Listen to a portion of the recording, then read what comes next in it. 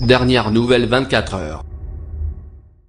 Nathalie Baye ne souhaitait pas s'exprimer. Puis elle a craqué dans un communiqué musclé transmis au Figaro dont la phrase la plus forte est sans aucun doute celle sur Laetitia Hallyday. Malheureusement, les aînés étaient les bêtes noires de leur belle-mère. Dans l'interview fleuve que publie ce jeudi 12 avril 2018 Le Point, Laetitia Hallyday exprime ses difficultés à digérer une telle déclaration. Surtout après ce qu'elle a fait pour Laura Smet quand cette dernière avait des problèmes de drogue et d'alcool. Bienveillance et compréhension. En parlant de David Hallyday et Laura Smet, la veuve du rocker raconte « J'ai donné beaucoup d'amour aux premiers enfants de mon mari. Beaucoup de bienveillance, de compréhension. Et, quand ils avaient besoin d'obtenir quelque chose de leur père, ils passaient souvent par moi. » C'est vrai aussi pour Nathalie Baye, d'ailleurs, et Laetitia d'expliquer pourquoi elle a si mal pris le communiqué de l'actrice. Pour moi, ça a été très dur de voir les déclarations de Nathalie. J'avais un rapport très intime, complice avec elle. Au début, Nathalie avait vu d'un mauvais œil mon arrivée, ce que je peux comprendre, car mon mari a connu beaucoup de femmes avant moi. Elle devait se dire, ce n'est sans doute pas la dernière.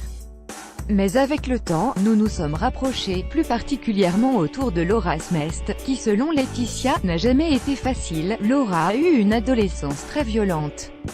Elle a fait des bêtises, insinué des choses. Il y a eu plusieurs tentatives de nous monter les uns contre les autres. Nathalie m'écrivait dans le dos de sa fille. Ça a été très dur à vivre pour mon mari. Il en pleurait parfois. Mais je me disais que, si Laura était comme ça, c'était aussi pour attirer l'attention de son père. Je tentais de l'expliquer à mon mari, j'ai été très présente pour elle. Je suis allée la voir tous les jours quand elle était à l'hôpital Sainte-Anne, centre hospitalier psychiatrique du 14e arrondissement de Paris, NDLR, avec un panier, du thé, des petits gâteaux. C'est moi qui suis allée la chercher au poste de police ou encore retrouver un sac qu'elle avait laissé dans une boîte de nuit. Cela a créé une proximité avec Nathalie. Qui maintenant dit que David et Laura étaient mes bêtes noires. On peut me dire tout ce qu'on veut mais pas ça. Laura a eu une adolescence très violente.